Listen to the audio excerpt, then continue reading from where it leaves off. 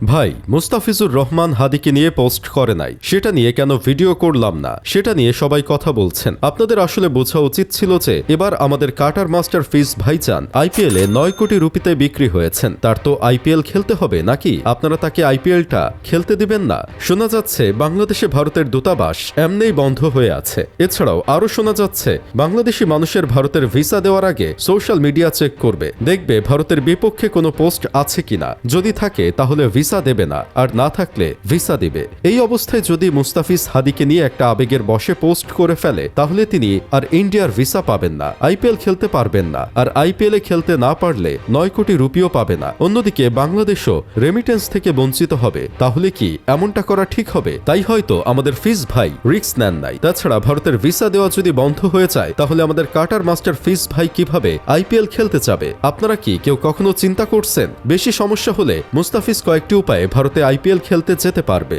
প্রথম উপায়টা হলো মেডিকেল ভিসা। ফিজের রোগের নাম দেখাতে হবে আইপিএল সিন্ড্রোম। সোজা হিসাব ভাই, পেস বোলার মানেই ইনজুরি। মুস্তাফিজ বর্ডারে গিয়ে একটা এক্সরে রিপোর্ট দেখিয়ে বলবে, ভাই আমার কোমরে যে ব্যথা, কলকাতা নাইট রাইডার্সের হয়ে বোলিং না করলে ভালো হবে না। দ্বিতীয় উপায় হচ্ছে হালুয়াঘাট বর্ডার পাড়ি দেওয়া। বিএসএফ বা বিজিবি আটকালে বলবে, আরে ভাই আমি তো বর্ডার পার হচ্ছি না, আমি তো হালুয়াঘাটের পাহাড়ে স্লোয়ার প্র্যাকটিস করতে আসছি, বলটা একটু ওপারে পড়ে গেছে, ওটা কুড়িয়েই চলে আসবো। একবার ওপারে পা দিলেই ভোদড়, সোজা অটো ধরে কলকাতা। তৃতীয় উপায় হচ্ছে চ্যাংড়াবান্ধা বা ঘোচাডাঙ্গা পোর্ট। ফিজ ভাই তো এক্সপোর্ট কোয়ালিটি কাটার, ভিসা যখন নেই তখন পণ্য হয়ে যাওয়াই বুদ্ধিমানের কাজ। সাতক্ষীরার ছেলে হিসেবে এই রুট তার চেনা। কোনো এক পেঁয়াজ বা পাথরের ট্র্যাকের পেছনে পাটের বস্তার আড়ালে লুকিয়ে পড়লেই সোজা দাদাদের দেশে। চতুর্থ উপায় হচ্ছে থাইল্যান্ডে সফরে গিয়ে সেখান থেকে ভারতের ই ভিসা। বাকিগুলো একটু রিস্কি হলেও এটা হলো এলিট ক্লাস বুদ্ধি। ফিজ প্রথমে বলবে, ভালো লাগে না, একটু ব্যাংকক থেকে ঘুরে আসি, টমিয়াম স্যুপ খাবো।